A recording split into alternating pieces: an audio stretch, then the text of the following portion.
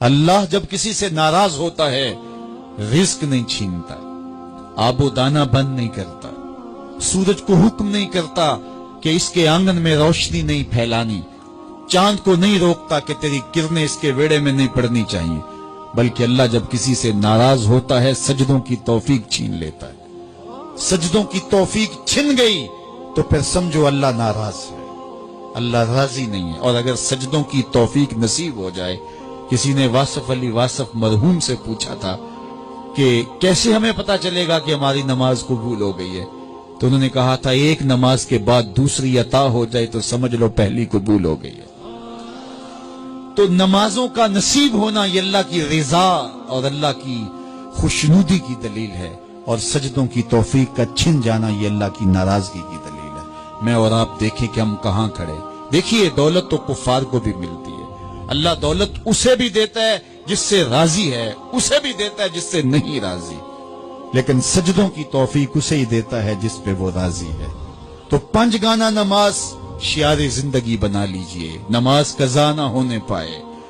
قیامت کے دن بے نمازی اس صف میں کھڑا ہوگا جس صف میں نمرود کھڑا ہوگا، جس صف میں حامان کھڑا ہوگا، قارون کھڑا ہوگا، شداد کھڑا ہوگا۔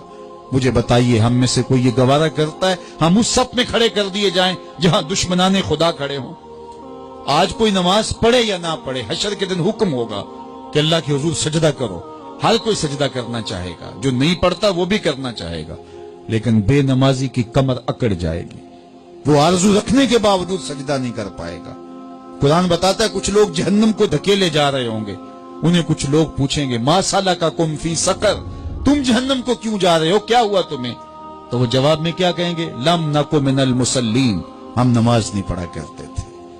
سب سے پہلا حساب قیامت کے دن جو بندے سے لیا جائے گا وہ نماز کا لیا جائے گا۔ پہلا سوال بندے سے یہ ہوگا۔ یا چڑیاں بھی رب کی تسبیح بولیں اور اشرف المخلوقات سویا رہے؟ جب صبح کا وقت ہوتا ہے حشرات الارض بھی بلوں سے نکل کے رب کی تقدیس کے ترانے پڑھ رہے ہوتے ہیں، درختوں کی شاخوں پہ چڑیاں پرندے وہ بھی اللہ کی تقدیس کے ترانے پڑھ رہے ہوتے ہیں، حشرات الارض بھی اس کی تقدیس کے گیت گا رہے ہوتے ہیں، اور اشرف المخلوقات خراٹے لے رہا ہو۔ اس سے بڑی بد نصیبی کیا ہو سکتی ہے؟ آئیے پنج گانا نماز شعار زندگی بنا لے۔ اس مجلس میں اگر کوئی بے نمازی ہے تو آج عزم مصمم کر کے یہاں سے لوٹے کہ آج کے بعد نماز نہیں چھوڑوں گا، اور اگر آپ پنج گانا نماز کی عادت رکھتے ہیں تو آپ کو مبارک ہو، لیکن یہ عزم کر کے جائیے اپنے گھروں میں، اپنے اعزاء و اقرباء اور اپنے دوستوں میں اس زور سے تلقین اور تاکید کریں گے نماز کی کہ وہ پکے نمازی بن جائیں۔